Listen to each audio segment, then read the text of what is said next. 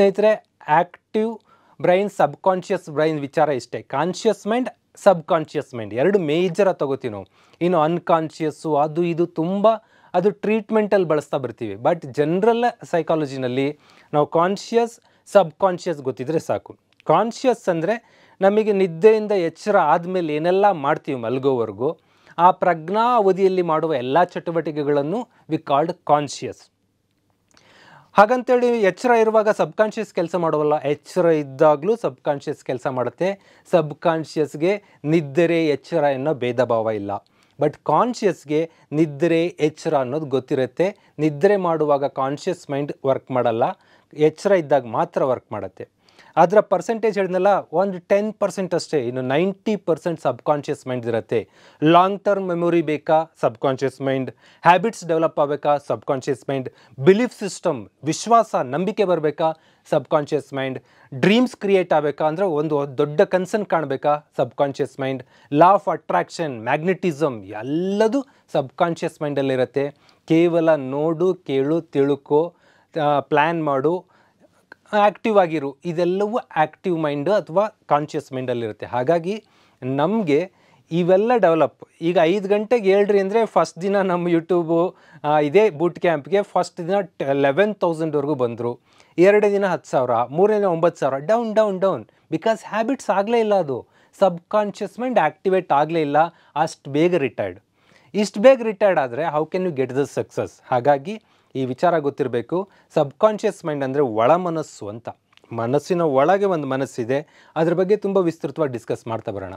ಸ್ನೇಹಿತರೆ, very simple. Subconscious ಮತ್ತು conscious ಮೈಂಡ್ಗೆ ಒಂದು ಪ್ರಾಕ್ಟಿಕಲ್, ಅದನ್ನು ಎಕ್ಸ್ಪ್ಲೇನ್ ಮಾಡೋದು ಕಷ್ಟ ಸೈಕಾಲಜಿ, ಆದರೂ ನಿಮಗೆ ಕೆಲವು ಅನ್ವಯಗಳನ್ನು ತಿಳಿಸ್ತೀನಿ. ಒಂದು ಹಡಗು ಸಮುದ್ರದಲ್ಲಿದೆ. ಹಡಗು ಸಮುದ್ರದಲ್ಲಿದ್ದಾಗ ಮೇಲ್ಗಡೆ ವಿಂಡೋ ಇಟ್ಕೊಂಡು ಹೊರಗಡೆ ಸಮುದ್ರವನ್ನು ನೋಡುತ್ತಾ ಏನೇನು ನಡೀತಿದೆ ನೋಡ್ಕೊತ ಕ್ಯಾಂಪಾಸ್ ಇಟ್ಕೊಂಡು, ಅಂದರೆ ದಿಕ್ಸೂಚಿ ಮಾಪನಗಳು, ಬೇರೆ ಬೇರೆ ಮಾಪನಗಳು ಎಲ್ಲ ಇಟ್ಟುಕೊಂಡು ಮುಂದೆ ಹೋಗೋದಕ್ಕೆ ಸೂಚನೆ ಕೊಡೋರನ್ನ ವಿ ಕಾಲ್ಡ್ ಕ್ಯಾಪ್ಟನ್. ಅವರಿಗೆ ಮೇಲಿನ ಜಗತ್ತು ಕಾಣ್ತಾ ಇದೆ. ಮೇಲಿನ ಜಗತ್ತನ್ನು ನೋಡ್ಕೊಂಡು ಏನು ಕೆಲಸ ಮಾಡ್ತಾರೆ, ಈಸ್ ಕಾಲ್ಡ್ ಕ್ಯಾಪ್ಟನ್. ಕ್ಯಾಪ್ಟನ್ ರ್ಯಾಷನಲಾಗಿ ಥಿಂಕ್ ಮಾಡಿ ಏನು ಇನ್ಸ್ಟ್ರಕ್ಷನ್ ಕೊಡ್ತಾನೆ ಅದು. ಹಾಗಾಗಿ ನಮ್ದು ಈ ಮೈಂಡ್ ಇದೆಯಲ್ಲ, this is conscious mind, is rational. Subconscious mind ಅಂದರೆ ಅದೇ ಹಡಗಿನಲ್ಲಿ ಕೆಳಗಡೆ ಇರುತ್ತದು.